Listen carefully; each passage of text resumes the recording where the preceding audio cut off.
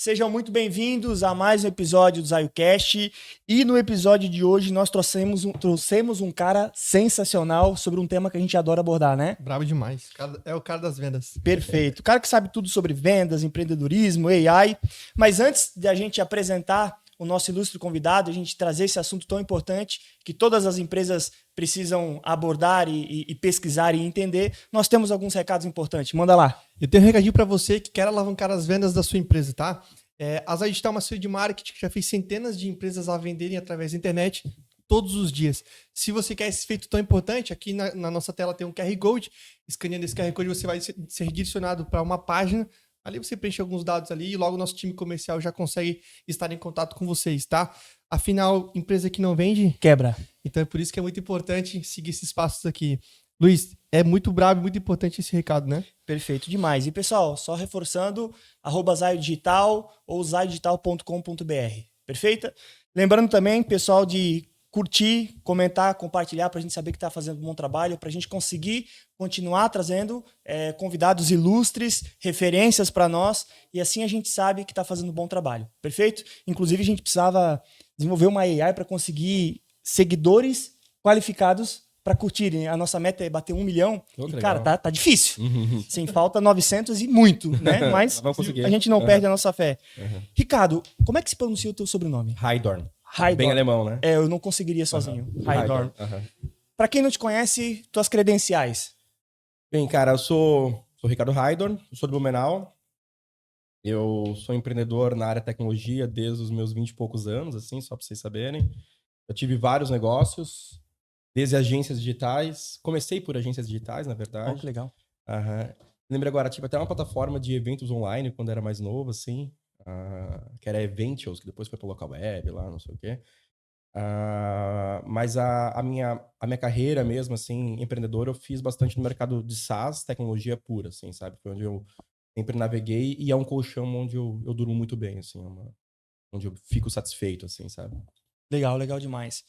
Eu conheço o Ricardo daqui, porque a gente, de um tempo para frente, né? Que é recente que a gente se conhece, que eu acompanho o teu trabalho e tudo mais.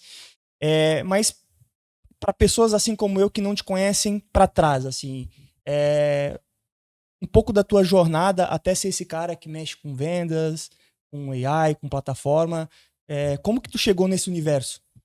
Cara, uma coisa eu acho que segue a outra, mas vamos lá. Os meus primeiros negócios, eles foram na área de serviço, tá bom? Eu tive uma agência, em Meta, agência digital. E a gente cresceu bastante, assim. A gente tava crescendo bastante, era muito legal. E eu comecei a perceber que quanto mais eu vendia, mais pessoas eu precisava colocar dentro da operação, tá? E um ativo meu, eu tenho um ativo que eu gosto de crescer, eu não posso ter teto, eu falo assim, cara, não posso ter teto, assim, prefiro estar numa empresa que fature 100 mil mês, que não tenha teto, eu posso buscar 1 bi, do que estar numa outra que fatura 100 milhões, onde eu sei que eu vou chegar a 120. Mas são cenários que cada um prefere, eu prefiro o sem teto, entendeu? E aí eu comecei a perceber que talvez cara, aqui se eu vender 100 mil, eu preciso, sabe? Eu comecei a pensar nisso, por mais que fosse lucrativa, mas eu queria crescer muito rápido, assim, sabe? Eu sempre tive esse viés de crescer muito rápido em tudo que eu faço. Cara, eu não sabia que eu era um cara de vendas, vou ser bem honesto, assim, eu sempre pensei, cara, eu não sabia nem que eu era empreendedor, até alguns anos atrás ainda, meio louco isso, mas é mais pela verdade. E aí, eu lembro que quando a gente tinha em Meta, eu tava fazendo uma pós, aí, cara, esse negócio de SaaS que a gente vê hoje, tava startando, assim, tava começando nos Estados Unidos, então no Brasil, a gente nem falava, por exemplo, em SaaS, assim, desculpa, em startups. Cara, pra mim eu tinha uma microempresa, entendeu? Pra mim era bem pequena empresa, assim. E aí, naquela época, a gente tinha um serviço que se chamava monitoramento de mídias sociais, onde as pessoas captavam.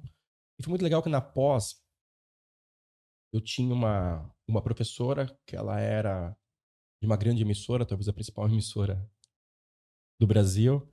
E ela falou que muitos capítulos, eu lembro dessa aula, muitos capítulos das novelas, eles eram baseados com base no boom que dava nas comunidades de Orkut.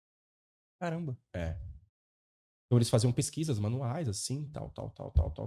E eles estavam vendo, tipo, quais eram os tópicos onde davam mais debate, não sei o quê. E eles iam... E aquilo servia como uma fonte de riqueza para os próximos passos, né? De capítulos, não sei o quê, né? Até que era uma forma de estudar o buzz, né? O que hoje é muito comum, né? Tu olha lá no Twitter, tu vê certinho, bonitinho, o cara foca naquele tema, né? Mas eles faziam isso de forma manual dentro das comunidades do Orkut. E aí a gente... E aquilo me deu uma ideia, assim, a gente... Pô, cara, por que não criar alguma coisa, né? E a gente criou um algoritmo na época.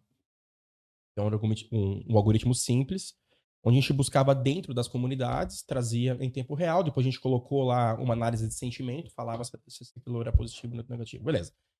E a gente criou um serviço, e aquilo era um serviço da agência, tá? Literalmente era um serviço. O que eu pensei? Eu falei, pô, agora eu posso vender o serviço a um preço muito caro e entrego ele em 2 minutos. Falei, maravilha, né? Tem escala, né? E foi muito engraçado, cara, que a gente começou a perceber que as pessoas ligavam pra comprar a gente, e era mais região, tá? Blumenau, assim. Só que eles não queriam o serviço, eles queriam só o produto. Falei, puta que estranho, né? E a gente colocou uma grana nisso aí, eu lembro. Uma grana que a gente não tinha, foi indo, foi navegando. E teve um episódio em 2010 que foi o Brasil ele perde pra Holanda, não sei se vocês sabem, nas quartas e finais. E teve dois grandes temas naqueles 2 dias, né, da Copa do Mundo, tipo, na perda do Brasil e no dia seguinte. Que eram Felipe Melo e Dunga, né? O Felipe Melo foi expulso, o Dunga, obviamente, ele era o treinador, né? E o que a gente fez, cara? A gente pegou esses 2 termos e colocou dentro da plataforma para fazer uma análise de sentimento, assim, sabe? Vamos ver o que estão falando.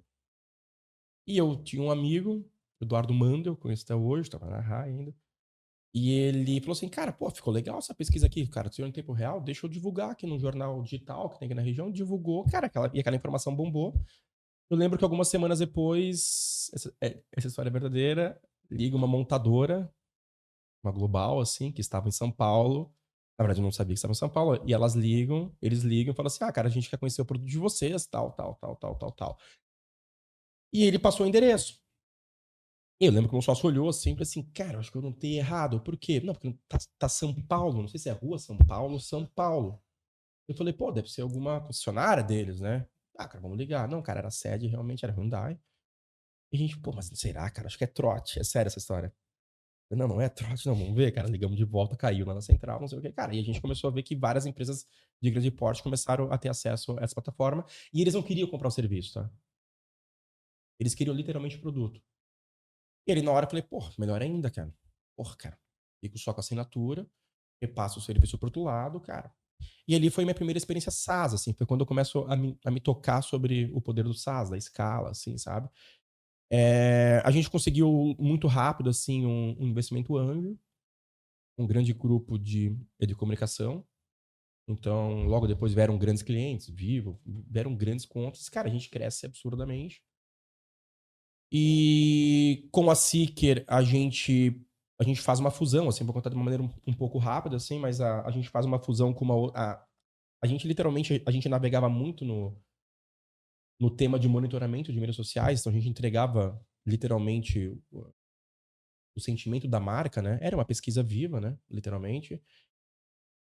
E a gente vai pro primeiro fundo em 2014. 2013, 14, não lembro. Pós-anjo, né? A gente cresce bastante. Ali foi um negócio muito legal porque talvez foi uma das melhores experiências. Eu literalmente, a gente quase quebra. Quer dizer, tá quebrado, eu acho. Minha esposa estava grávida ainda, ela não sabia de nada dessa história. Tipo, Cenário fácil, né? é. Aí, por quê? Porque eu acho que a gente ficou muito famoso mesmo, e aí eu acho que tu acha. Tu sobe dentro de um. Tu acha bom, né? Puta cagada, né? E aí, cara, e a gente vai atrás de fundo, não sei o que, etc, cara. E aí, e quando a gente faz análise do fundo, tava tudo ok, a gente é aprovado. Quando chega pra parte de assinar, assim, a gente é reprovado, eu não sei porquê, só que eu já tinha dado rollback em outros fundos, né, cara? Fiquei desesperado.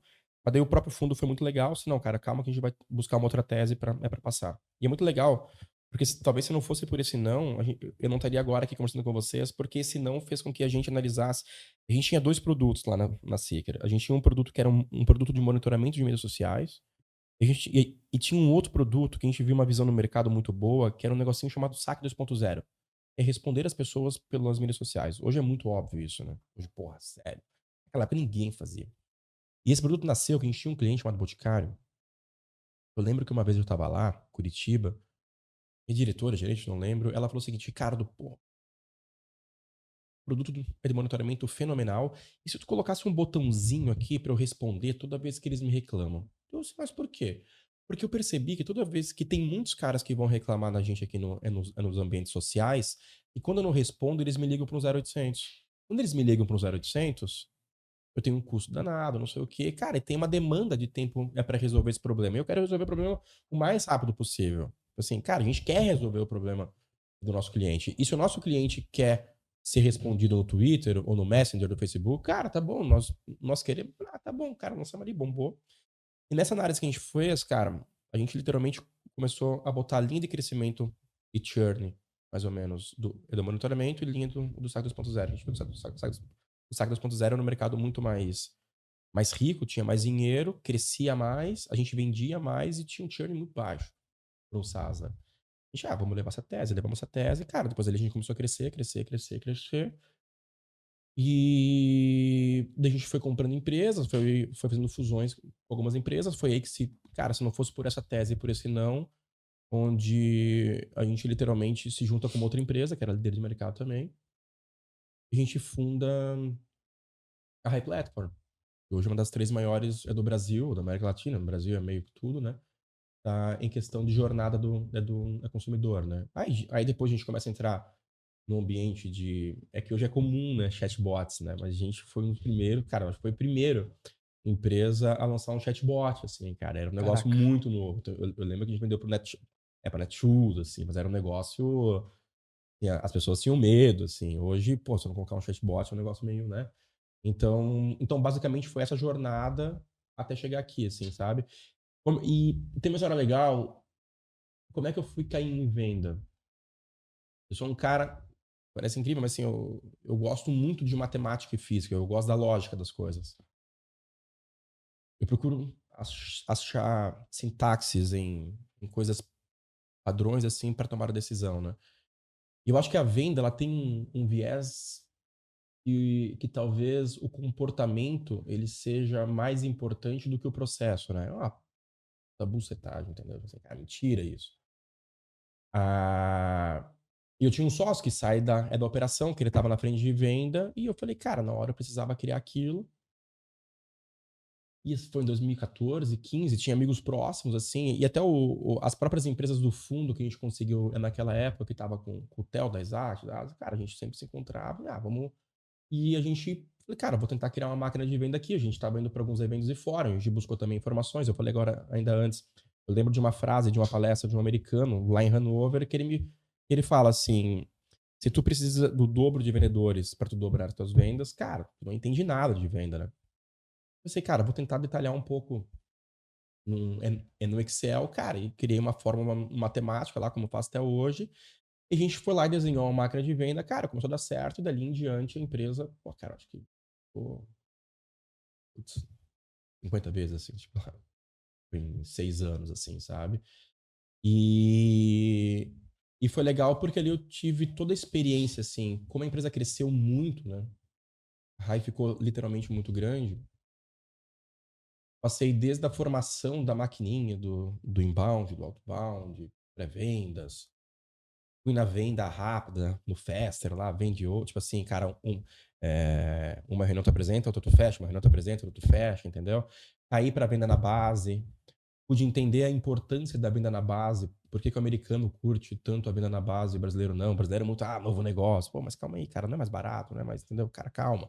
Então, tive o prazer de criar. Nós fomos lá na RAI, uma das primeiras empresas no Brasil a criar o modelo de revenue, né? Então, onde o net, né, que é o que tu vende, menos o churn, é o produto final, não mais só a venda, assim, sabe? Entendeu? Da gente conseguiu, pô, foi um sucesso danado, assim. Então, cara, mas eu sempre enxerguei a venda como uma coisa muito natural, assim, do tipo, é uma matemática que se tu conseguir entender bem os fatores de causa e efeito, tu consegue fazer com que isso... E obviamente, treinamento, né? Para que todas as pessoas se repitam, assim, sabe? Tipo, repitam aquilo que elas são dispostas dentro daquela área a fazer, assim. Então, basicamente, essa é a minha história, assim, de maneira macro, assim, então... Sensacional, né? É todo esse... A venda, ela é o motor de toda empresa, é o coração, né? Tipo, Sim. se não tem venda, nada acontece. nada acontece, né? E a gente vê que os modelos comerciais, a forma de comprar, na verdade, ela vem mudando cada vez mais rápido, inclusive, né? A gente aqui na nossa região, inclusive, boa parte dos clientes da Zayo são de indústria. Uhum. Então, por exemplo, aqui na nossa região tem muita indústria têxtil, né? Uhum. E eles trabalham muito ainda, acho que a grande maioria, inclusive, com o modelo de representação, por exemplo. Uhum. Até uma das questões que eu ouço muito falar é que quase que a empresa não tem uma carteira de cliente. Quem tem carteira de cliente é o representante. Então não fica na mão das empresas.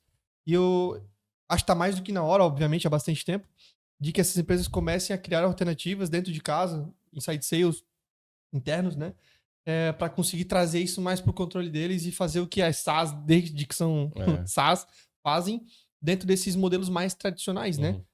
Levando em conta esse momento e uma transição onde eu trago isso para dentro, trago para o Inside Sales, até para o Field Sales, mas onde eu consigo controlar mais isso.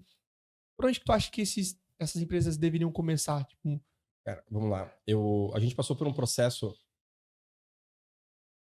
O Covid, ele fez com que as pessoas, as empresas, né?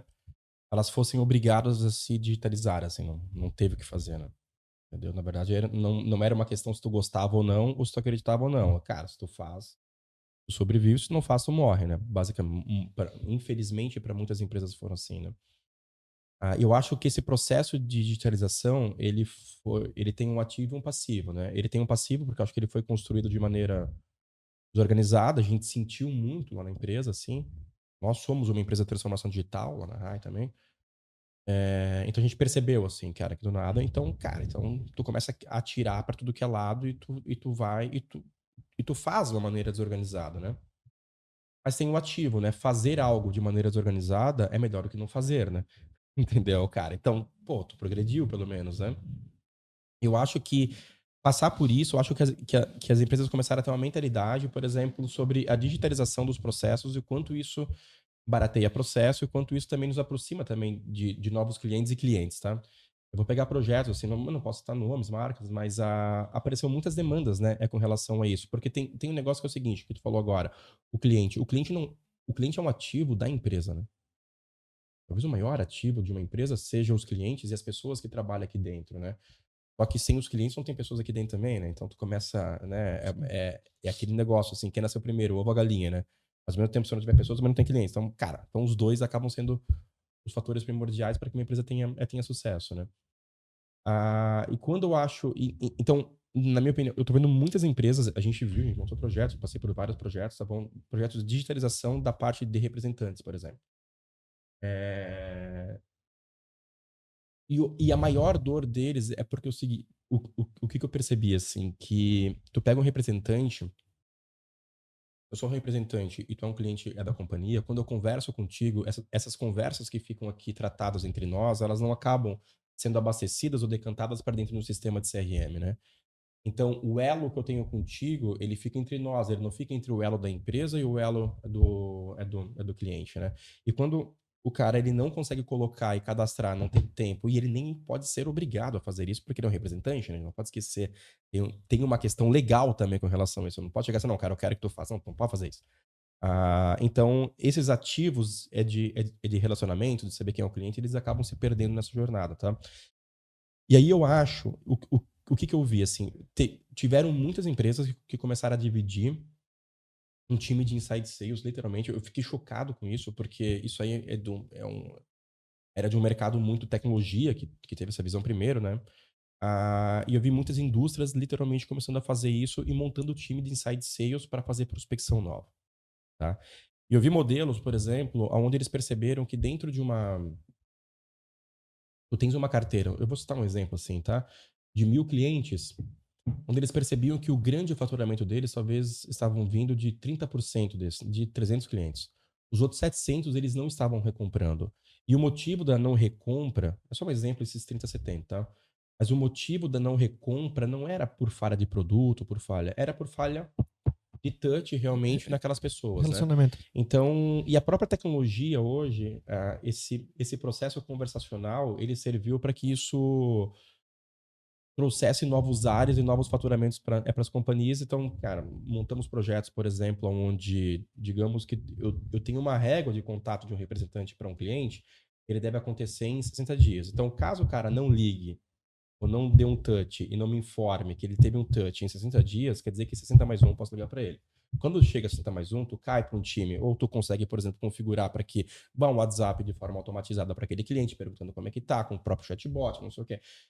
Se o cara responder, já cai para o Insight Sales aqui internamente. Quando cai para o Insight Sales aqui internamente, eu já posso revender e o representante perde a venda. Aí depende. Teve clientes que deixavam a venda mesmo assim, tinham clientes que perdiam, tá bom? Então, cara, depende muito desse projeto. Mas a gente montou bastante projetos e tinha uma... Na verdade, vieram muitos desses projetos. Com relação a isso, sobre a conscientização de nós sermos donos dos nossos clientes, né? E não tu ter uma Terceiro, barreira né? no meio. E assim, ó, e só lembrando assim, as empresas, elas não... Nenhuma das empresas, elas acham que o representante é algo ruim.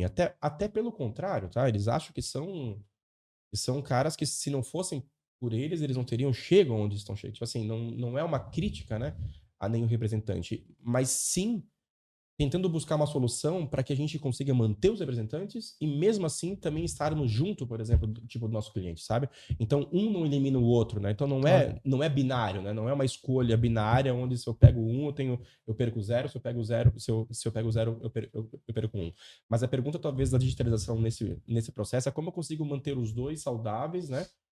Como eu consigo manter os meus representantes vendendo muito, e mesmo assim, caso eles não consigam vender para toda a carteira, como é que eu consigo ter acesso de maneira correta e justa nesses clientes para que também a empresa também não perca o faturamento, né?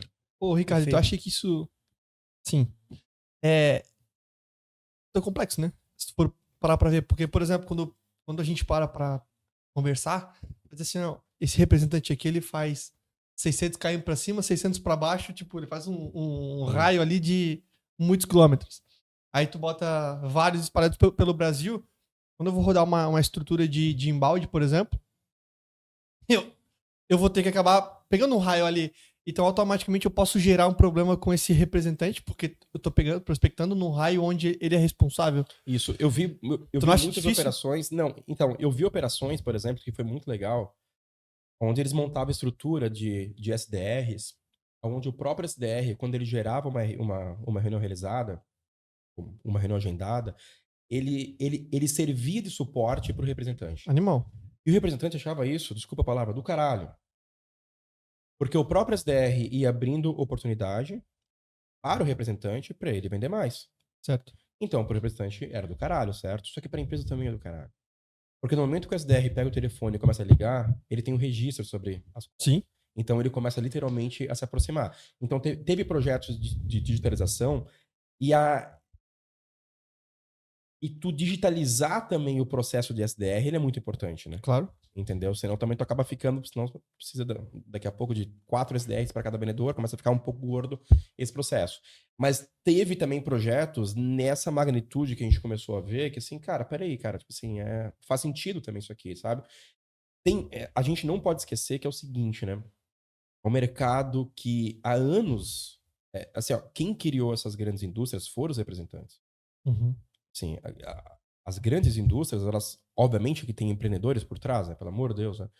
Mas se tu tirar essa camada de representantes, cara, essas indústrias, elas não seriam formadas e o lucro líquido delas talvez nem existiria tão, né? Porque, pô, tu não tem vínculo empregatício, tu tens uma camada, por mais que é colocado talvez em seus DREs ali, os passivos ali, eles colocam, mas, cara, quer queira, quer não, o modelo de representação, ele faz sucesso até hoje, ele fez muito sucesso e foi ele que elencou o sucesso de muitas ou talvez todas as companhias, tipo, nesse modelo. E tá por bom? conta do relacionamento que gera, Por conta do né? relacionamento, que são caras bons no que fazem, Uhum. entendeu? Então, tu já tens uma questão cultural que, assim, cara, como é que eu vou sair de um modelo que me levou até agora aqui a ter sucesso para um modelo que talvez, pô, não, né? é difícil apertar o botão verde ali, né? Entendeu? Esse é um ponto. Mas eu vou falar, talvez a discussão não seja tu eliminar um ou outro, né? Talvez seja o seguinte, a solução aqui não é eliminar um representante, a solução aqui é estar próximo do cliente, certo? Uhum. Então, assim, quando a gente tentar resolver essa pergunta, a gente consegue perceber que o representante ele é importante e a gente tem que criar só mecanismo para que como a gente consegue estar perto do nosso cliente, saber de tudo que acontece lá dentro, tá bom? E esses caras serem nossos ativos e também o representante estar no meio, É assim, criar sabe? uma cadência, incluindo o representante de Gera processo de cadência. venda. E volto a falar, assim, e ao mesmo tempo é muito ruim, as empresas elas acabam ficando dependentes, porque a gente não pode esquecer que os representantes, eles não são CLTs. Né? Tu não pode literalmente falar assim, eu quero que tu visite isso. Tu pode fazer por uma questão de broderagem, porque tens um bom senso, né? Mas de maneira jurídica, tu não pode, né? Ele não é um CLT, né? Se ele quiser te vender, ele vende. Se ele não quiser te vender, falou e tu não pode nem falar nada. Literalmente um Pra- autônomo, né? Ele...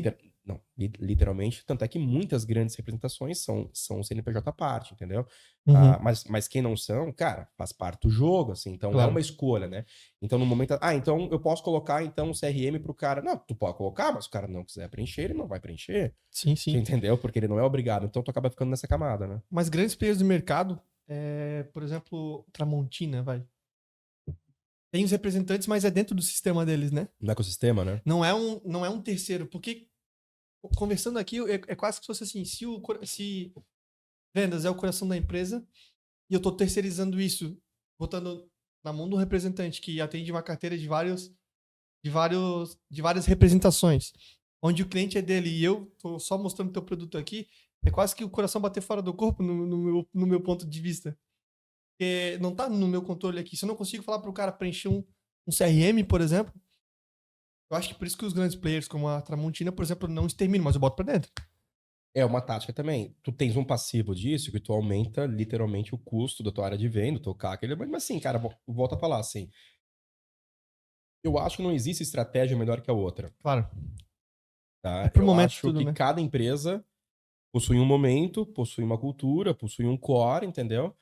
E eu acho que estratégia boa é aquela que tá dando certo agora Boa. nesse momento, assim, Claro. sabe? Isso não significa que não devemos mudar, né? Pelo amor de Até Deus, porque né? o consumo muda, né? O consumo muda, assim, sabe? Automaticamente. Mas eu acho que sim, é uma dor, mas volto a falar, assim, talvez a dor não seja os representantes. Uhum. Talvez a dor seja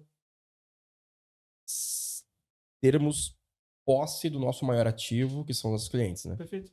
Perfeito. Entendeu? Tipo assim, eu acho que essa é a Legal. pergunta que deveria ser respondida, assim. Animal. Pensando aqui sobre ferramentas, sobre as empresas aderirem às ferramentas para ajudarem nessa jornada, tu vê algum critério para empresas implementarem essas ferramentas, por exemplo? Porque hoje democratizou muito, né? Tu tem acesso a vários tipos de automação. Mas na tua opinião, assim, tu acha que toda empresa deveria implementar? Tu acha que ela precisa, a partir de algum estágio? Como que tu vê essa priorização e também a própria resistência dos empresários em colocarem isso nas suas empresas, né? Eu, eu vou dar uma opinião baseada na minha experiência, pô, SaaS, assim, o que eu percebo, tá? É, a ausência de conhecimento sobre plataformas faz com que as pessoas não comprem plataforma. Eu acho que todos os softwares que existem, eu acho que a IA, ela tá vindo... A IA, pra mim, é um divisor de águas muito grande, assim, tá? Revolução quase Não, industrial. só que assim, ó, eu vou falar a verdade, assim, eu sou CEO hoje de uma empresa de inteligência artificial de venda. As pessoas, elas não entenderam o que é IA ainda. E é sério, elas não entenderam mesmo. Então, elas acham que a IA é o chat GPT, por exemplo. E elas nem entenderam o que é o chat GPT. Acho que é o chat lá, entendeu? E não é. Então, mas eu acho que essa ausência de conhecimento sobre o que dá para fazer e automatizar é que faz com que eles não tomem decisão, tá? É, pela minha experiência, toda vez que tu... E aí, para mim, entra muito sobre um processo de venda. O processo de venda, para mim, não tá em eu te obrigar a comprar algo de mim. Sabe? Tem que fechar, porque não sei o quê. Acho que isso aí é um puta velho do caramba. Cultura falha, assim, sabe? E nunca existiu. Grandes empresas que vendem muito não têm essa cultura, não sei de onde foi. Talvez filmes, assim, da década de 80, acho que talvez criar essa fantasia hollywoodiana, assim, sabe? Não tem nada a ver com isso. Mas pra mim, por exemplo, o processo de venda, ele passa por essa descoberta, assim, sabe? De tu mostrar pro mercado. A comunicação, vocês têm uma agência aqui, né? Tipo assim, comunicar o correto, né? Comunicar o correto, comunicar a essência. E eu acho que toda vez que a gente chegou em indústrias, é, indústrias talvez que não tinham tanta digitalização, mas toda vez mesmo, tá? Toda vez mesmo, assim, a gente conversou, mostrou, colocou uma dor, colocou uma solução, o entendimento. Eu sempre falo o seguinte, cara, se os caras são grandes, se os caras chegaram onde estão, cara, burros somos nós, em acharmos que eles não entendem, entendeu, cara? Pra mim é uma tese, é óbvia, assim, sabe? Então o poder de demonstrar que eles possuem uma dor, tá? E que existem plataformas hoje, por exemplo, que podem literalmente fazer com que essa dor seja mais rápida, destruída e ter um processo de jornada que beneficie a companhia, cara, se tu conseguir, todas as vezes que a gente passou por isso, todas as vezes mesmo, cara, foi sempre super bem aceito e eles compram. Obviamente que no Brasil a gente tem talvez uma cultura que é um pouco diferente e pessoas, as pessoas não entendem o que é um SaaS, né? Eles acham que, um RP tem que ser instalado ainda. Tipo assim, tu ainda tá nessa fase, assim. Ah, não é. Cara, quando tu entra no subúrbio, a maioria, entendeu? É que a gente talvez, quando tu anda numa camada, assim, de só vai em evento, não sei o quê, tu acaba... Mas, cara, quando tu entra no subúrbio mesmo, não é assim, sabe? Então as pessoas, talvez, culturalmente, elas não acreditam que talvez tenham softwares hoje que tu faça alguns connects e que a jornada financeira, que a jornada do cliente, que a jornada de venda, tipo assim, ela possa acontecer de maneira, entendeu? E eu acho que quem veio para quebrar essa barreira, dando soco para tudo que é lado e pontapé, para mim é a própria inteligência artificial. Só que eu acho que ela, por um lado, ela vai fazer com que as pessoas acreditem também nessas mudanças, né? E quando tu populariza, talvez aquele chat lá que a galera acha que é IA, só aquilo lá, tu começa a ver as coisas acontecendo, entendeu? E aí tu, peraí, mas e se existir um software disso, né? Aí tu começa mais ou menos a abrir a cabeça para que as coisas aconteçam. Animal. Seguindo essa linha, ô, Ricardo, uma coisa que eu compreendo que é fundamental no processo de venda, e acho que vem a calhar nesse assunto que o Luiz trouxe também, é a educação do cliente perante a necessidade. A gente entende que o Brasil é um país carente em educação, no sentido empresarial da coisa, assim, né, de Sentido gestão. geral, na verdade, né? Onde ninguém aprende isso e não é à toa que boa parte das empresas quebram em menos de 3 anos. E é por falta de conhecimento como uma causa raiz aqui. A educação no processo de vendas. Então, a venda consultiva, que não é novidade, mas que é fundamental e indispensável no processo, é, por exemplo, na implementação de uma ferramenta, não só falar dos benefícios dela, mas ajudar o cliente a viabilizar isso na empresa dele. A gente sente isso muito hoje aqui na Zayo, onde, por exemplo, a gente muitas vezes, claro, e vai muito do ICP, então vai ter empresas que não vão ter dificuldades, porque já está muito sólido a questão financeira, esse entendimento das métricas, dos números, mas por outro lado tem muitas empresas onde ainda não foi implementado as ferramentas, tecnologia, essas questões, e não tem clareza nos números, por exemplo. Para entender que eu aumento a eficiência, eu diminuo o CAC, eu aumento o LTV, eu aumento algumas métricas, que são métricas compensatórias, né? Margem, né? Então, o quanto também na hora de eu vender um serviço, uma ferramenta, uma tecnologia, o quanto a educação é importante no sentido consultivo, de abrir os olhos do cliente, sabe? Ó, eu vou dar. Antes de responder, tu falou num tema, deixa eu só falar sobre a parte da educação, até barra digitalização que eu comentou antes. Eu tava na Meta um tempo atrás e a gente tava indo lá de um produto, não sei o quê. E a gente tava conversando sobre o WhatsApp. Eu lembro que o cara ele falou um negócio bem legal, assim. Ele assim, a digitalização aconteceu e as pessoas não sabem ler e escrever ainda. E aí eu falei assim, pô, cara, é verdade, né? Ele assim, pô, as pessoas usam WhatsApp, usam não sei o quê pra vender, mas, cara, muito dessas pessoas que estão vendendo ali, eles não sabem, talvez, nem ler e escrever. E aí foi um negócio legal que ele falou assim, ó, eu tenho noção que o áudio do WhatsApp, ele impacta no âmbito social disso, e quando tu não sabe escrever, mas pelo menos tu tá comunicando, eu falei, pô. E isso eu pensei assim, então a digitalização, ela tá ocorrendo mais rápido do que a própria educação, mas não educação de venda, a educação mínima de um país, né? Que é tu saber ler e escrever, né? Então, Loucura. assim, cara, quando tu olha isso, tu já vê o processo de digitalização Tem acontecendo. aqueles memes, né? Mande áudio, porque você não sabe ler, né? Cara, tipo assim, pô, tu para pensar isso, tu coloca isso pro mercado corporativo, é um paralelo bem importante, assim. Então, quantas pessoas não sabem ler e escrever no sentido literário, vamos lá aqui, tá bom? Em termos corporativos, e a digitalização, ela tá acontecendo, e tu, às vezes, precisa passar por um processo de educação. O que eu quero te falar é o seguinte, quando tu faz essa metáfora, para mim, entra muito o processo de venda raiz, que é o que eu acredito. Para mim, um processo de venda, uma primeira reunião, uma primeira apresentação, ele é baseado num processo de educação. Entendeu? Ele é baseado literalmente num processo de educação. Eu vou falar uma coisa que eu tenho. Eu tenho costume até hoje, sims de venda que eu abordo, e a gente cronometrava, é real, assim. Quem trabalhou comigo vai dizer, tipo, se alguém comentar, é verdade, fazer isso, assim, cara.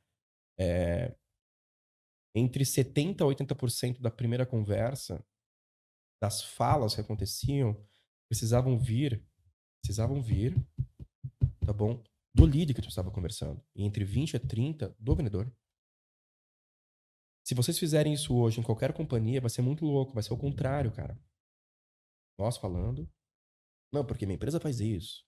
Ao invés de perguntar, né? Não, cara, é sério, faça esse teste. É um negócio incrível. A primeira vez que eu fui fazer, eu falei assim, caramba, velho. Ela não quer saber da gente. Cara.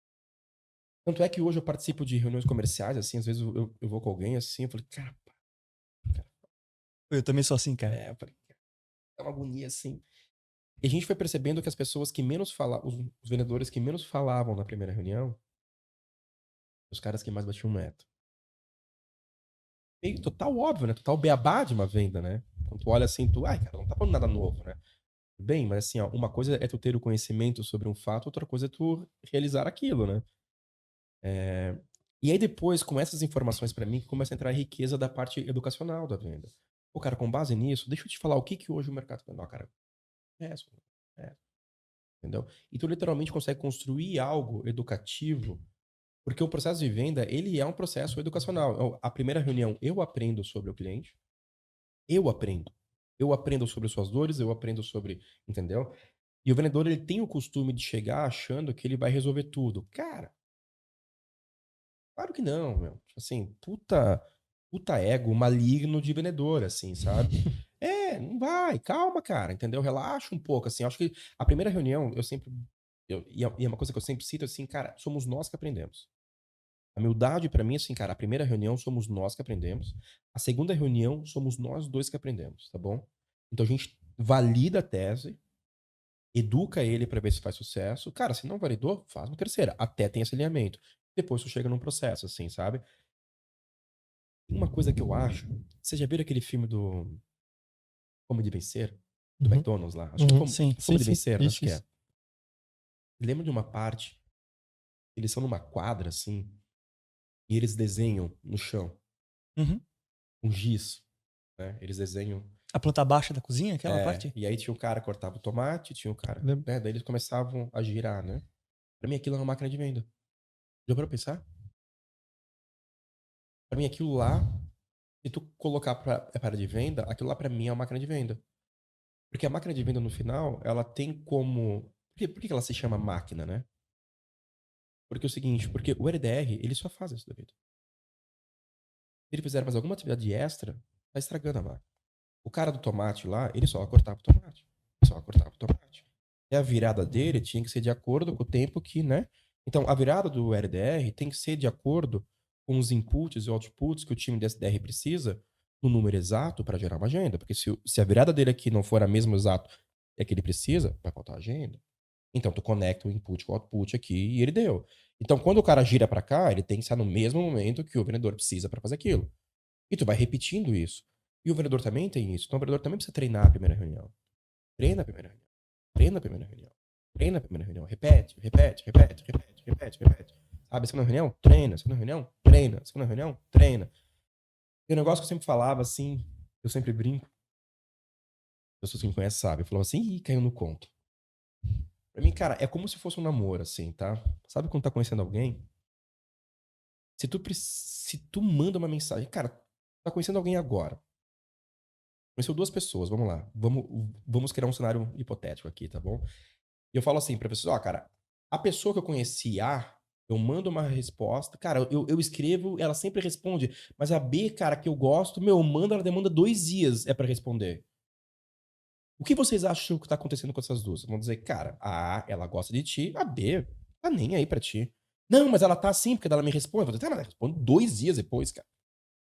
2 dias depois. Não, mas daí quando ela me responde, né, ela só manda uma figurinha e só responde, ela não pergunta nada. Quer dizer, cara, é interessante. Essas coisas vão acontecendo em venda, né? Vocês já perceberam isso? Claro. Vai atrás. E pra mim, quando isso tá acontecendo, a gente tende a colocar a falha ou na menina, ou no menino, ou no cliente, né? Mas nunca na gente, né?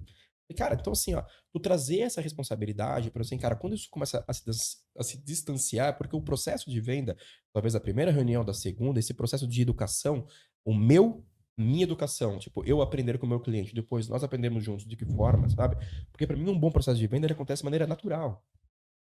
Ele Foda. pode ter medo de dizer o não. Tudo bem, cara, não fala. Isso aí faz parte, assim, sabe? Mas a desistência, né? Então a gente vai tendo sinais que o processo foi muito ruim. E é muito louco, porque tu pega, por exemplo, vendedores que vendem muito bem, que tem um processo educacional de ambos os lados no processo de venda, eles são muito íntimos aos seus leads, né? Eles se respondem a todo momento. Olha que estranho. Mas os caras que não passam por esse processo, eles ficam lá. Daí eu falo, ih, caiu no conto. Não, ele vai atender. Eu falei, ih, cara, caiu no conto, cara. Caiu no conto, cara. Não, ele vai. Eu falei, cara. Até que eu falava o seguinte, cara. Quando eu começava isso, minha esposa sabe, né, essa história. Eu falo o seguinte, cara, faz o seguinte, liga pra ele. Quando ele atender, tu faz uma pergunta pra ele. Tu prefere que eu te ligue daqui a 6 meses? E a porta de saída? Cada 10, 9 falavam sim. Cara, tá ok. E tem um negócio na venda que nunca ninguém se toca, que é uma coisa que eu repito muito, que é o seguinte. Quem trabalha na venda, trabalha no negócio do não. Tu não trabalha no negócio sim. Tá bom? O funil, ele é construído por nãos, né? Ele não é construído por sims. A característica de um funil são nãos. Vão entrar 1000 para ter um. Tu vai ter 999 nãos. Tu estás na indústria do não.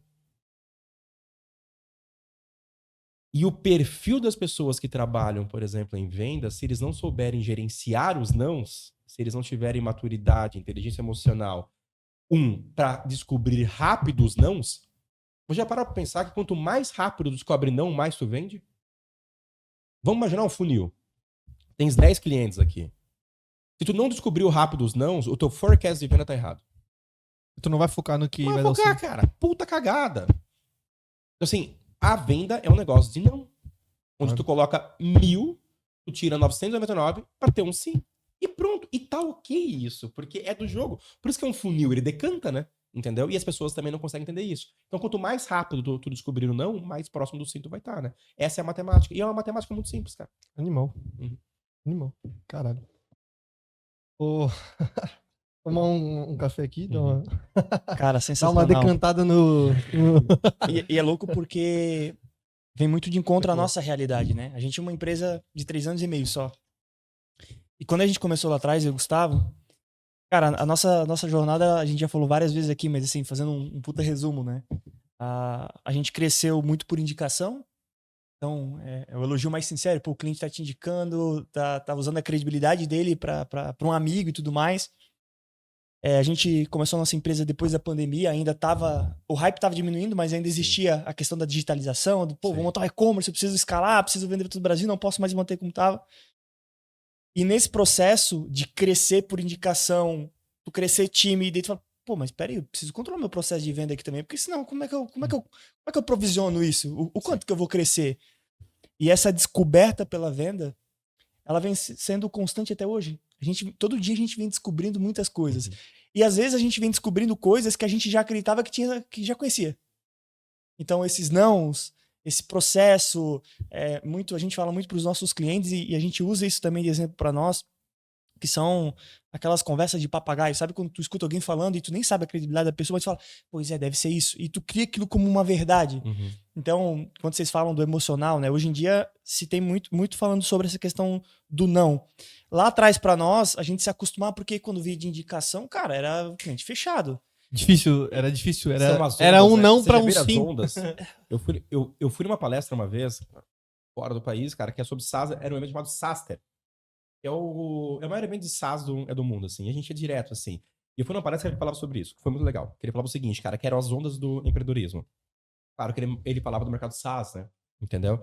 Mas é semelhante ao que tu estás falando. Então, assim, ó, tu vai lá e tu cria um produto, ou cria um serviço, né?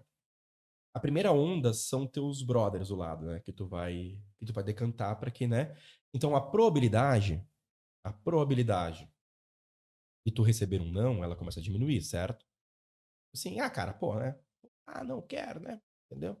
Até porque tu escolhe o cara também que tu vai. Tu não vai num cara que tu sabe que vai receber não, né? Tu vai num cara que a probabilidade do sim, então, aí tu vai pra uma onda depois. Cara, que são indicações, né? Indicações. Quando tu começa, pra tu crescer, tu tem que passar por um processo de sair dessa bolha. E aí é onde tu entra na selva, né? Que ele falava, né?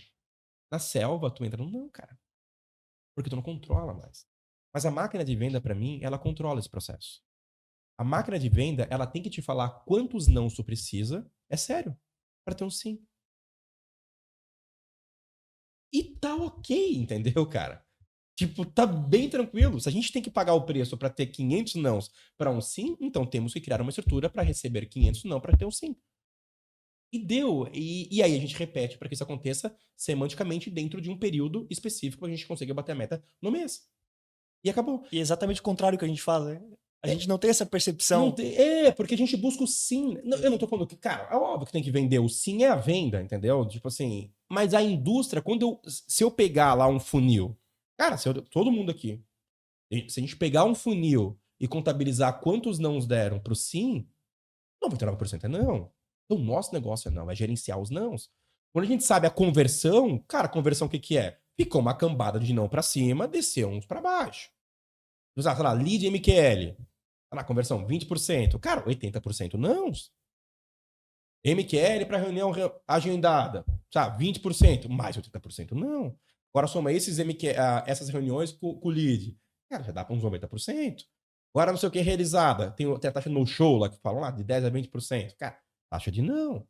Tá vendo, cara? É mais uma cambada de não que fica. Oportunidade, proposta. Cara, sei lá, 50%. E proposta, cara, mercadologicamente eu percebi 25%, 30% de OPO, de proposta para ganho, pô, tá uma delícia. Quer dizer, até no momento da proposta comercial, que tu já deu não, desculpa, pra caralho, 30% é um número mágico. Mais uma cambada de não que fica, estamos na indústria do não. Se a tua mentalidade não for pra Eu isso, acho tu que é não muito consegue lidar com isso, esse entendeu? equilíbrio que tu falou entre a lógica e a emoção, né? Então, tu ser mais lógico e entender, cara, o meu mercado é esse. Apesar desses nãos, eu preciso fazer o meu negócio acontecer. Então, desapego do emocional, Uhum.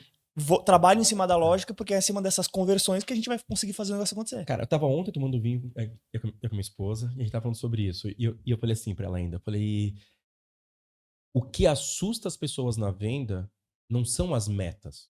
A galera acha, tem meta, então não. Cara, não são as metas. São as quantidades de não que tu recebe.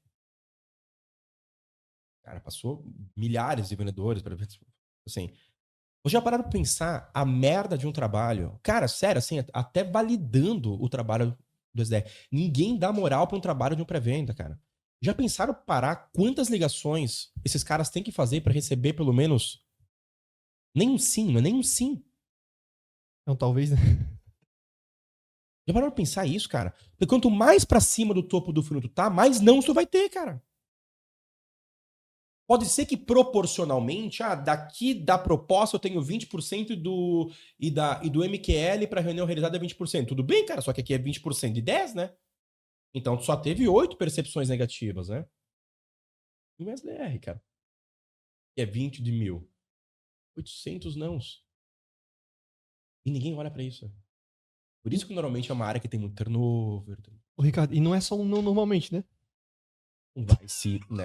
É isso, cara. Tem isso aí, O né? não é educado, né? Nesses Aham. casos, né? Uhum. A gente conseguir separar o não, porque o não é pessoal, né? E, cara, Porque quando eu tô aqui como SDR, BDR aqui na Zayo, o não é pra mim, né? É pro produto, pro momento, é pra abordagem, pra várias outras. Não é pra mim, né? exatamente. Porque isso corrói, né? Se eu achar que Corrói. é pra mim, né? Não, e assim, ó, aí tu pega assim, cara, tu pega vendedores, assim, tá? Pô, o cara tá lá com a meta batida, com a meta quase batida. Porra, não fecha, né? Pô, cara, é um não, né? Gerenciar esses nãos é o que te quebra as pernas, entendeu? Por isso que eu falo assim, no momento que tu descobre que tu estás nesse mercado e que a tua inteligência emocional ela precisa ser baseada nisso, entendeu? Cara, eu acho que melhora, assim. E tu começa a criar um processo que aconteça isso, assim, sabe, cara? Tipo, eu não tô falando que é fácil fazer isso. Óbvio que não é fácil, né? Tipo, se fosse fácil, todo mundo estaria fazendo. Eu não sou hipócrita aqui. Porra, puta difícil fazer isso. Sofro pra cacete pra fazer isso. Não é. Eu não tô querendo mostrar que é fácil aqui. Até pelo contrário, tá bom? Quero até validar o quanto é difícil. Mas eu tô querendo mostrar só que talvez quando a gente descobre o real sentido de uma área de venda, talvez aceitar que a gente faz parte desse mercado, cara, em termos de inteligência emocional, nos melhora a cada dia, assim, sabe? Sim. Mas é amador, é uma merda receber um não, é uma merda não bater uma meta, é uma merda, entendeu? Uhum. Gerenciar isso é muito difícil, né? E como separar o não do produto, da empresa e do momento, pro não do vendedor mesmo? Porque Legal, boa tem o pergunta. processo também entre eu entender quando eu preciso melhorar e não que é só um processo de não, então já que é muitos não, eu não me apego, mas também não me desenvolvo. Né? Como equilibra Eu isso? vou falar pra vocês assim, ó, em todas as operações de venda que eu montei, para cada perda de fase e de funil, a gente sempre tinha o motivo da perda, né? Isso faz muitos anos, assim. Aí eu comecei a perceber, cara, que estranhamente o motivo sempre era externo, né? Ou era o produto, ou era não sei o quê, mas nunca era a pessoa. Sabe o que eu sugeri, cara, que deu muito certo? Eles tinham que colocar dois motivos, interno e externo.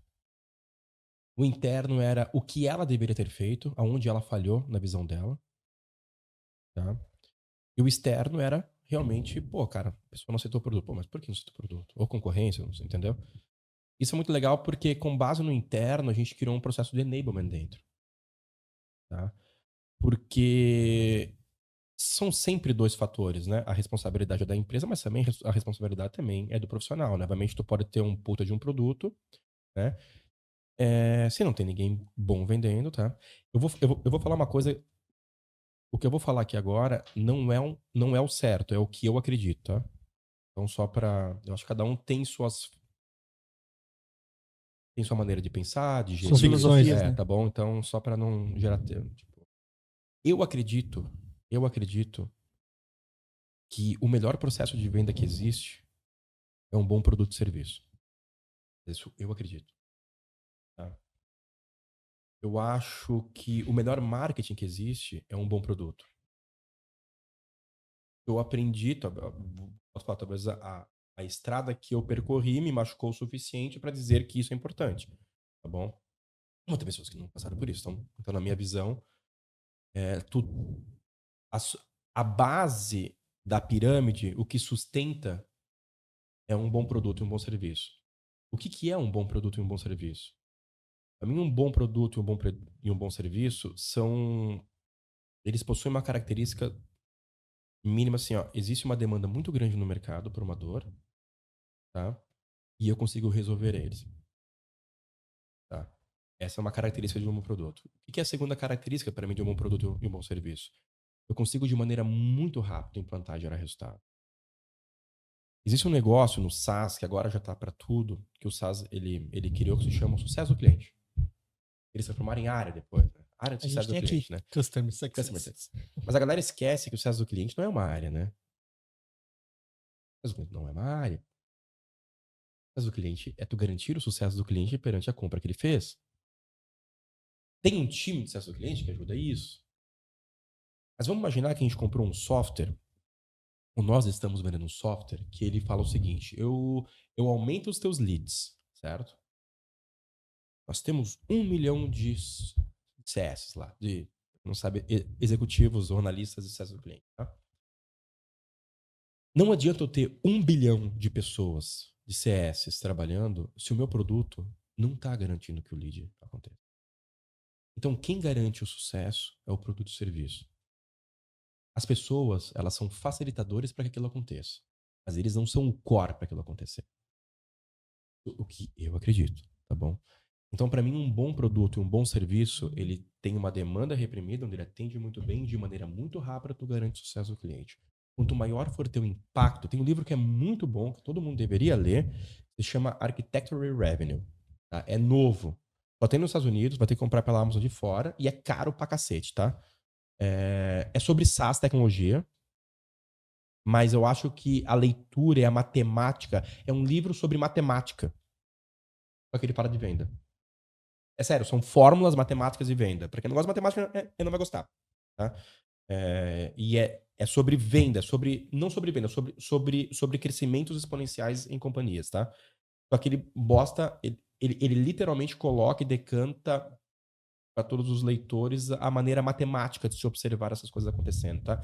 E lá ele fala um negócio muito legal que é o impacto, né? Onde é que tu gera o impacto? Quanto mais rápido for o impacto que tu for gerar, melhor vai ser. Melhor vai ser. Entendeu? Então, se o teu serviço, se o teu produto ele não gerar um impacto muito rápido, quanto mais prolongado for o impacto, pior é teu serviço. Não, mas eu garanto que no 10º mês, cara, puta, é uma merda, mas se tu consegue, sabe?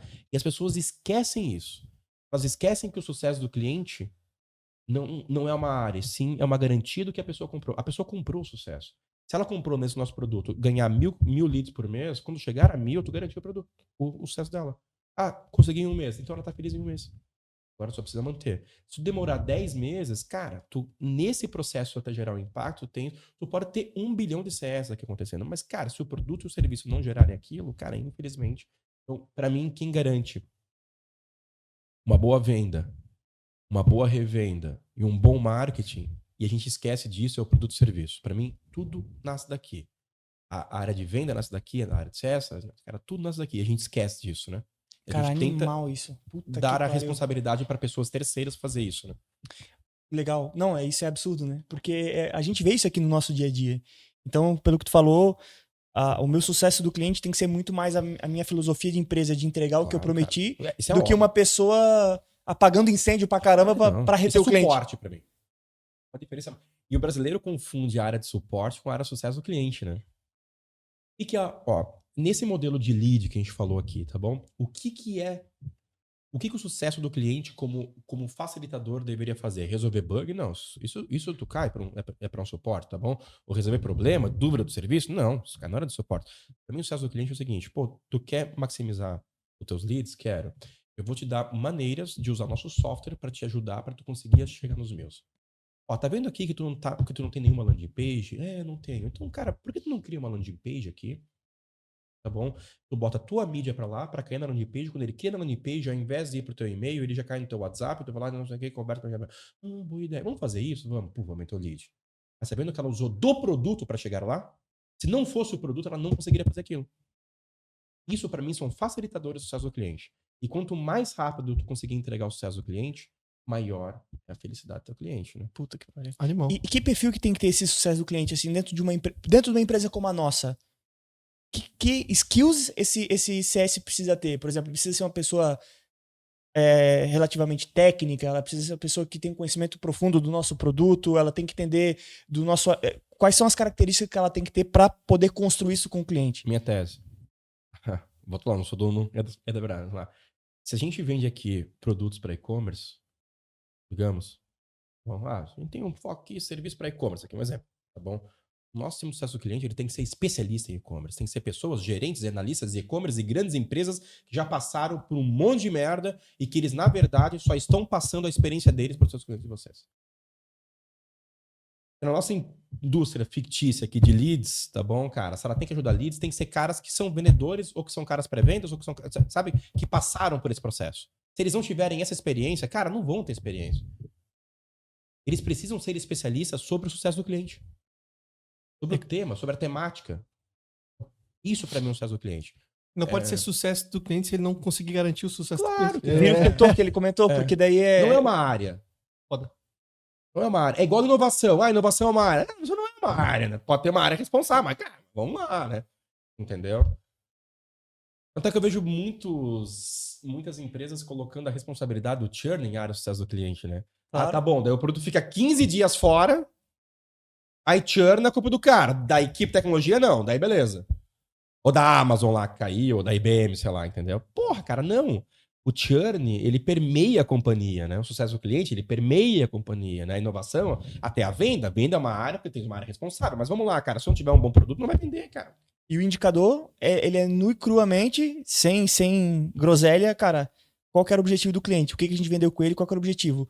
Enquanto não estiver alcançando, cara, O foco CS da tem que... operação deveria ser isso, cara. Tipo assim, cara, tu comprou pra quê? Ah, um exemplo do e-commerce. Ah, eu quero...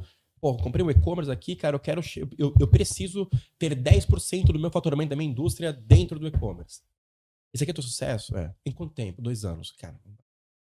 Ô, Ricardo, mas é fundamental também, volta na educação do que a gente falou, de, por exemplo, aqui no vendedor, de ele tatear os objetivos, Por para isso que ouvir, seja, né? no mínimo seja possível, né? Por isso ouvir, Porque né? é uma coisa que a gente acontece muito aqui, de a gente vê que, por exemplo, o cara, eu quero faturar 500 mil. Ah, quantos pedidos são 500 mil? Desses 500 mil, quais são os teus produtos campeões? Que vai nichar para 10. Uhum. Desses 10, quantos tu precisa? Tem estoque. E se tu fizer essa engenharia reversa, Uhum. da meta pra baixo, ou pra cima, no meu exemplo aqui, Uhum. tu vai perceber que às vezes o cara nem tem estoque pra aquilo. Então, mas aí entra Alinhamento de expectativa, né? aquilo que eu te falei sobre a segunda reunião, né? Que daí os dois aprendem juntos, né? Lembra que eu falei pra você? Sim. Falei, cara, Eu até anotei aqui. tu acha possível isso, cara? Se tu achar possível isso, a gente vai seguir. Mas saiba que pra gente alcançar lá, eu vou fazer minha parte, tu faz a sua parte, aí, puta, eu faço. Pô, Ricardão, acho que tá errado, cara. Talvez precise ter. Então, ao invés de 500 mil, cara, eu consigo talvez 200 mil. Talvez 200 mil nesse momento seja muito importante. Bom, cara, 200 mil é Boa. importante? 200 mil é importante. Boa. Esse é o teu sucesso? Esse é o sucesso. Cara, trabalhamos pra isso. Normalmente acontece muito isso que o Gustavo falou. Normalmente quando a gente faz essa engenharia reversa, a gente vê que não fecha a conta.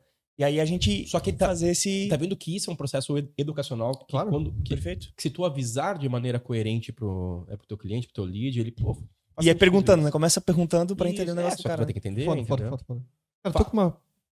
Não, façam esse teste Faremos. do comercial. Cara, vocês vão ver. Mas façam sem avisar, né? Entendeu, cara? Senão os caras vão ficar quietos lá. É importante, cara, senta assim, deixa eu só ver. Tipo, ou fica de longe, assim, sabe? Ele, cara, dá 70%, 60%. Foda. E falando da empresa, tá? Isso de cabo a rabo vai, com certeza, diretamente impactar no churn, né? Então, às vezes, eu tenho que dar mais loja aqui pra diminuir o Cara, churn. o churn acontece no momento que tu não garante o sucesso do cliente. Eu duvido. Vamos pegar a indústria aqui de e-commerce, a gente falou. Um cara tá vendendo pra caralho por causa de você, não vai te nada. Nem a pau. Cara, quem é o cara que vai apertar o botão ali? Ah, não, tira eles lá. Eu não. Só que o sucesso também ele é relativo, né? No sentido de que tu tem que ter clareza, muita clareza, porque às vezes pra ti tá bom pra caralho, mas pro cara, ele veio aqui faturando 20, tá faturando 300, pra ti tá bom pra caralho, ele queria 1 milhão. E se tu não sabe... Mas o sucesso é do cliente, não teu, né? Então, mas é exatamente essa Se outra for linha. 1 milhão, buscaremos 1 milhão. A gente já perdeu Aí, o cliente pra mim, é assim. ICP. Pô, eu não consigo fazer com que ele chegue a 1 milhão, por exemplo. Pode ser que E tá nós tudo- e tá queremos tudo bem, entre desde que- 200 a 500. O nosso core. E não é que tu não consiga fazer. Tu não quer fazer, porque o nosso core, a nossa operação é montada para 200 a 500. Cara, ICP. Ah, mas eu aceitei. Cara, o que eu penso? No momento que tu aceita fazer algo assim, mas volta a falar, minha opinião, que eu aprendi. Tu já compra um churn, né? Aí a culpa vai cair lá no CS, coitado, entendeu? E a Assim, gente primeiro tem que... O que a gente consegue fazer, né? O que a gente consegue entregar? cara. Encontrar pessoas, clientes que precisam dessa necessidade e vender pra eles. Porque daí tu resolve o problema do cara. Vocês já pararam que o sucesso do cliente é que faz com que uma companhia cresça, cara? Com E certeza. não a venda? Uma coisa... Se tivesse uma planilha agora, eu mostraria pra vocês em um gráfico muito simples, vocês iam ficar chocados. Mas imagine o seguinte, tá? Se tu vende 100 mil por mês, botar recorrente, e tu perde 5% disso ao mês, tu tens um processo... Cara, tu não consegue crescer muito, certo? Vai crescer muito.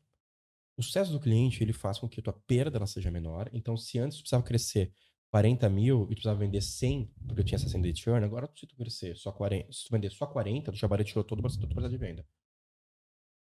Olha só, um ponto. O sucesso do cliente, ele vai te elencando a novas etapas da companhia. Vou te dar um exemplo. Se o nosso core, nesse negócio de exemplo aqui agora, tá, for empresas que faturam, que querem faturar no e-commerce entre 200 a 500 mil reais. Puta, um exemplo bem macro, só vocês pegarem a lógica, tá?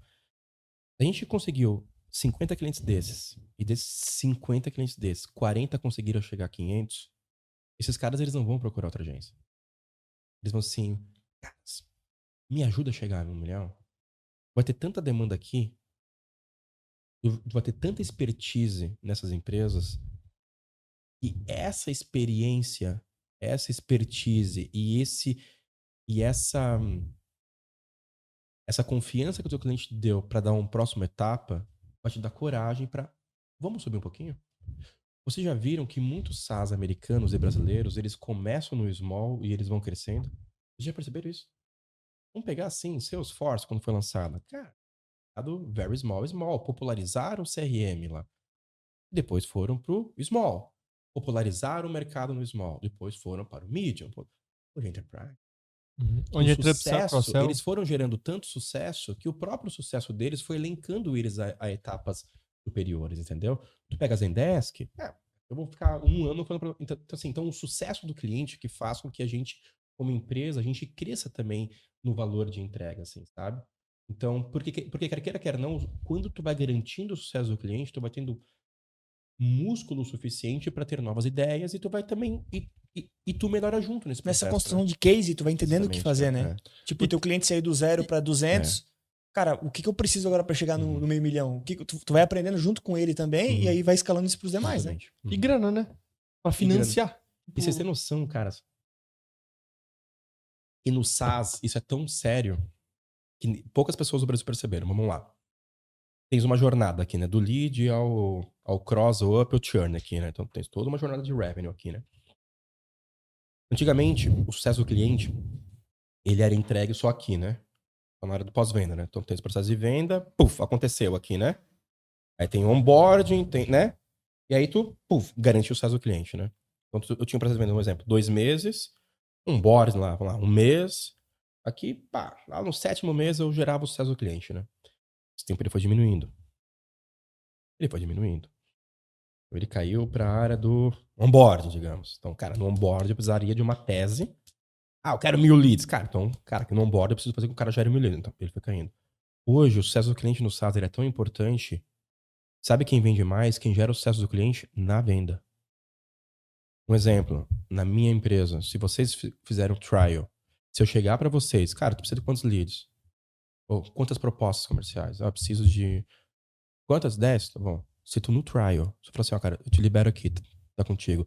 Se em 5 dias eu conseguir 10 propostas comerciais pra ti, se eu falar pra ti, cara, agora eu preciso tirar tu... Não, mas era só um teste. Não, cara. Não, mas eu pago. Não, mas é só um... Não, cara, por favor, eu pago. Não, mas eu não quero. Não, mas, cara, que daí fudeu. Eu quero. Tá vendo que eu comecei a gerar o sucesso do cliente na hora da venda? Quando tu gera o sucesso do cliente na hora da venda, você já parou que a melhor maneira de vender é gerando o sucesso do cliente na hora da venda? Que é onde tem aqueles períodos grátis de algumas ferramentas. Tu diz que isso... Premiums, trials. Então, pra mim, o vendedor de tecnologia, ele tem esse viés também, né? Eu acho que em serviço, tu precisa fazer com que a pessoa acredite, porque o serviço ele é intangível, né? Eu não consigo encostar nele, né? Mas de que forma que tu faz? Porque talvez o processo de venda de um serviço, eu tinha uma agência, seja na pessoa literalmente acreditar que tu é capaz de garantir o sucesso dele. E dá pra mostrar alguns caminhos, dá pra fazer alguns cenários. Se não for feito isso, certamente as pessoas só compram de você por causa disso. Vocês, eu digo, no mercado inteiro de serviço, né? Entendeu?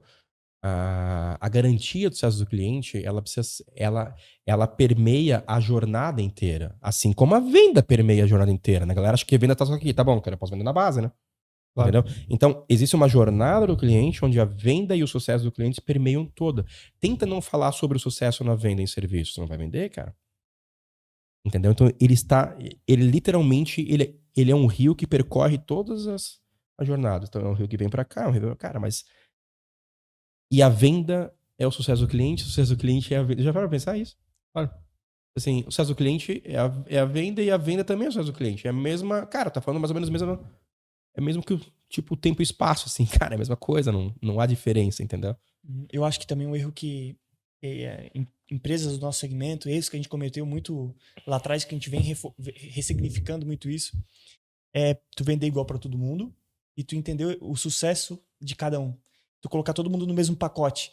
Por exemplo, tu pergunta, esse cliente aqui tá na situação, quanto fatura? Fatura 200. Porra, que legal. Não necessariamente. Também. Porque na média, clientes não faturam 200 mil reais a ponto de entender que esse pode ser que esteja feliz e não dá churn. E acontece o churn. Também. E eu vou dizer pra ti ainda mais, tá? O teu ICP é baseado no teu sucesso do cliente. Vou te falar o seguinte. Tu é especialista em entregar qual sucesso? Que tu é especialista hoje? Bom, vamos lá. Desculpa.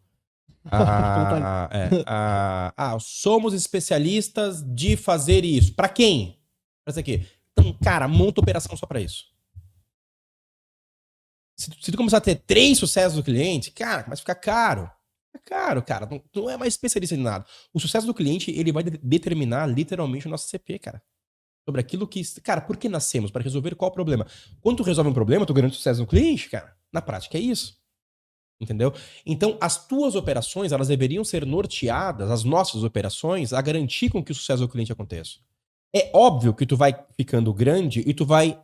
As frentes, elas vão se abrindo, né? Tu pega, por exemplo, empresas como o HubSpot, cara, elas entraram no mercado de lead, né? De venda, né? Pô, elas garantiam lead. Elas fizeram com que isso acontecesse. Elas foram para outros mercados. Elas foram para o mercado de pós-venda. Ali era talvez, sei lá, cara, o sucesso do cliente fosse a satisfação do cliente ou o tempo de resposta o mais rápido possível para o meu cliente. Entendeu? Mas já são duas vertentes. As equipes que trabalham aqui são as equipes diferentes que trabalham aqui. Entendeu? Mas e são ICPs diferentes. A equipe de venda aqui é diferente. Cara, é tudo diferente. Então, isso vai norteando, cara. O teu ICP é baseado na tua garantia que tu tem sobre o teu sucesso do teu cliente. Tu é bom no quê? Agora, se tu pega todos os clientes e tu começa a ver que tu tens uns 10 sucessos do cliente, cara, talvez tu não tenha foco. Nossa visão começa de dentro, né? Eu olho pra dentro e vejo quem que eu posso ajudar e a partir disso... Exatamente, cara. Somos bons no quê? Vamos resolver qual problema? Só esse, cara. Mira. Isso não significa que daqui a 2 anos tu não vai, ou daqui a 1 ano tu não vai resolver outro. Mas vamos agora ser bom nisso? Vamos. Eu lembro de agências, tipo assim, cara, antigamente tinham agências que eram multifocadas. Eu lembro da Cadastra, não sei se existe ainda, mas acho que existe. Só fazia isso, assim, deu certo. Sabe? Somos especialistas em... Então, cara, somos especialistas no quê em serviço? Nós somos especialistas nisso. Legal, cara. Então nós temos que fazer com que o sucesso aconteça com base nisso. Agora, quando tu pega a tua carteira, tu tens uns 4 sucessos, cara, tu começa a ficar um pouco, começa a ter 4 pessoas especialistas em alguma coisa, cara, né? Aí, cara, ou tu é pato ou tu é galinha, né? Não tem muita coisa, né? Perfeito. Última pra gente encerrar, sei que Claro. já tá na tua hora. Se deixasse aqui, eu acho que a gente passava o dia todo e eu acho que não daria tempo, né? Mas aniversário de casamento hoje, data super importante. Quem somos nós pra mexer com isso, né? Então, hoje, pensando que o sucesso do cliente, ele é essa filosofia, né? Entre quem a gente pode ajudar, o que a gente faz. Mas eu preciso de pessoas para fazerem esse processo. Essas pessoas, elas respondem a quem? A comercial, elas respondem à operação? A quem que essas pessoas... Como é que funciona isso na prática? Lembra que eu falei do McDonald's lá? Sim. Entendeu? Na minha opinião, quanto mais especialistas as pessoas forem... Um exemplo, se tu colocar um cara de venda para liderar um time do cliente, ele vai ter um viés, ele tem um perfil diferente. Entendeu? Ele tem um perfil diferente do cara do cliente. Ele precisa... A meta dele no final do mês é uma meta diferente. Entendeu? Então, eu sou da opinião, minha opinião, tá? Então, se tu tens uma equipe de performance, cara, coloca um cara de performance pra liderar. Se tu tens uma equipe de pré-venda, tens um líder de pré-venda. Se tens uma equipe de venda, tens um líder de venda. Pra ter ideia, os líderes de venda na base são diferentes do líder de venda de novos negócios. Porque são vendas diferentes, são perfis diferentes. O líder de sucesso do cliente, ele é um cara que ele é um cara de relacionamento, ele é um cara que ele ouve, ele é um cara que ele literalmente ele vai brigar pelo cliente na empresa. E vocês já perceberam que em muitas companhias, quando a gente tem um cara desse, ele é visto como chato? Não, mano, nós aqui dentro queremos criar a cultura de cliente. Porra, mas quando vem um cara aqui, tipo, fica puto com todo mundo, porque deu problema no cliente, você fica puto com o cara. Tem sucesso de equipe, né? E não de cliente. Né? Porra, meu, aí não, né, cara? Na verdade, tipo assim, filosofia no papel é bonito, mas, cara, para tudo e vai fazer. Entendeu? Então, pra mim, cara, são pessoas específicas que tem que ser. Tá? Tanto é que tem um tema muito importante, assim, tipo, tirando o sucesso do cliente, mas indo pra marketing, né? Isso acontece muito sobre marketing institucional e performance, né? Eu fui num evento uma vez que falava o seguinte, né? O que é mais importante? A cor do gato? Se o gato é bonito, é feio, né? Ah, tem um gato amarelo, todo bonito, mas ele não pega o rato. Ou eu tenho um gato todo feio, sem pelo, mas ele pega muito rato. O que é mais importante? Para pensar que um é institucional, o outro é a performance, o que paga a conta? Já para pensar que as pessoas que trabalham, que catam rato todos os dias, têm um perfil diferente da pessoa, por exemplo, institucional? E quando tu bota os dois juntos, tende a ficar mais devagar? Porque no momento que tu vai colocar uma mídia, o cara, não, mas essa mídia aqui tá, mas eu tô vendo lead. Não, mas daí tu tem que colocar a cor. Cara, foda-se.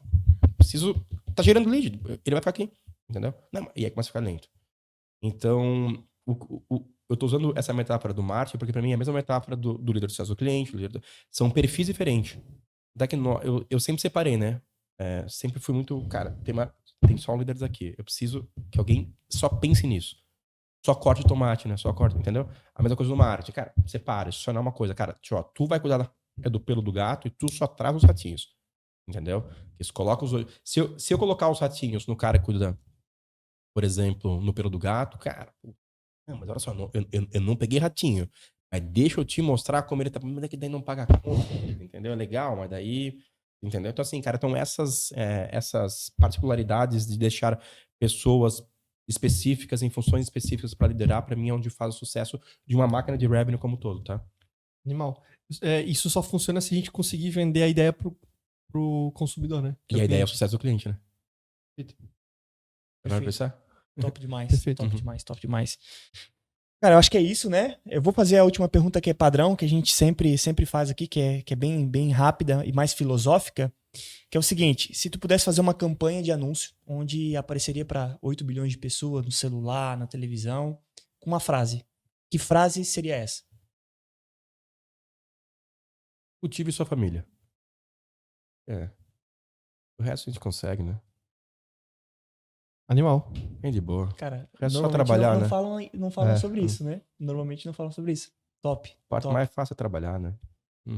Eu compacto muito com isso. Muito com Show isso. de bola. Perfeito. Parabéns. Cara, é isso, né? Animal. A gente tá até meio desconcertado aqui. Porra, tá foda. Tá, Parece tá. que eu apanhei. Parece que eu apanhei. É que conhecimento ele pesa, né?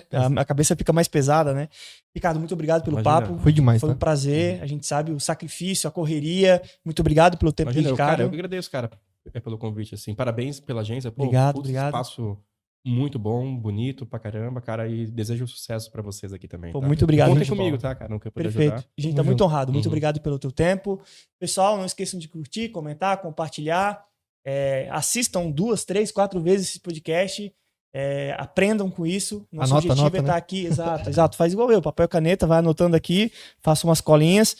Nosso objetivo aqui é justamente esse: entregar conteúdo de valor e ajudar vocês na jornada de empreendedorismo. Perfeito? Até a próxima. Valeu.